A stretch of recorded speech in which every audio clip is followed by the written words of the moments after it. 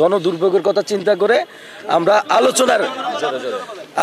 জনদুর্ভোগের কথা চিন্তা করে আলোচনার প্রেক্ষিতে সকল দল মত নির্বিশেষে ক্যাম্পাসে 7 কলেজের সাথে সকল সামাজিক সংগঠনগুলোকে নিয়ে আজকে আমরা কালকের হচ্ছে যে সংবাদ সম্মেলনের যে কর্মসূচি ছিল ওটা উড্ডো করে আজকে আমরা কর্মসূচি হচ্ছে হাতে নিয়ে যে 4 ঘন্টা আলটিমেটাম দিয়েছি যাতে আমাদের হচ্ছে দাবি দাওয়াগুলো মেনে নেয়, তারপরে দেন আমরা কর্মসূচি ইয়ে দেবো।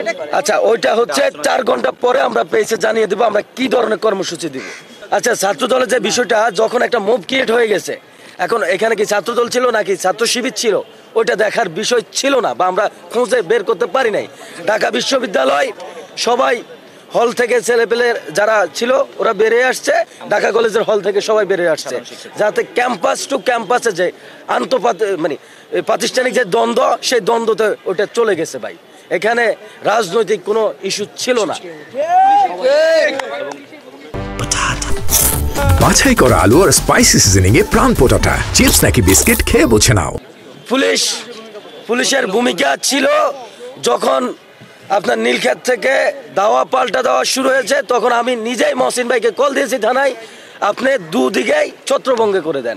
কিন্তু পুলিশ কি করছে, ঢাকা বিশ্ববিদ্যালয়ের শিক্ষার্থীদেরকে পিছনে নিয়ে প্রটোকল দিয়ে আমাদের উপরে টিএসএল তারপর যখন আমাদের ইডেনের বোনেরা যখন বেরোয় আসছে, তখন নীলক্ষেতে ঢাকা বিশ্ববিদ্যালয়ের শিক্ষার্থীরা তাদের প্রতি হচ্ছে কুরুচি মন্তব্য দিয়ে হচ্ছে কি ইট পাটকেলও মারছে, ইভেন হচ্ছে কি তারা হচ্ছে কি কুরুচি মূলক হচ্ছে কি মন্তব্য দিয়েছে। বিদ্যুৎ যে বন্ধ, এই এরিয়াতে মাঝে মধ্যে বিদ্যুৎ থাকে না, কালকেও বিদ্যুৎ ছিল না। ইভেন যখন এটা সম্পর্কে এক্স্যাক্টলি হচ্ছে আমরা কিছু জানি না। কালকে যখন আমরা দেখলাম যে ঢাকা কলেজের শিক্ষার্থীরা নেমে এসেছে, তাদের উপরে ঢাকা বিশ্ববিদ্যালয়ের শিক্ষার্থীরা অতর্কিতভাবে হামলা করেছে, তারপরে কিন্তু ঢাকা ইডেন কলেজের সকল মেয়েরা রাস্তায় নেমে এসেছিল এবং এর প্রতিবাদে তারা কথা বলতে শুরু করে। কিন্তু আমরা সেখানেও দেখেছি যে পুলিশ বিজিবি পরবর্তীতে কিন্তু সেখানে টিয়ারশেল নিক্ষেপ করেছে, আমাদের অনেক মেয়ে শিক্ষার্থী কিন্তু আহত হয়েছে, আঘাতপ্রাপ্ত হয়েছে।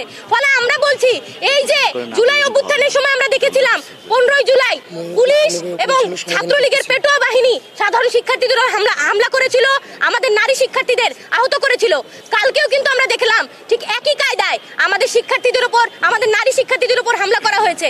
আবার অন্যদিকে আমরা দেখছি যে ঢাকা বিশ্ববিদ্যালয়ে কিছু শিক্ষার্থী যারা এই আন্দোলনকে প্রশ্নবিদ্ধ করতে রাস্তায় নেমেছিল, উস্কানিতে পড়ে রাস্তায় নেমেছিল, তারা আমাদের নারী শিক্ষার্থীদের নিয়ে নানান ধরনের অঙ্গভঙ্গি করেছে, নানান উস্কানিমূলক কর্মকাণ্ড করেছে। এর আমরা তীব্র নিন্দা জানাই এবং এই যে সকল শিক্ষার্থী এই কর্মকাণ্ডের সাথে জড়িত ছিল তাদের আমরা দৃষ্টান্তমূলক শাস্তির দাবি করছি।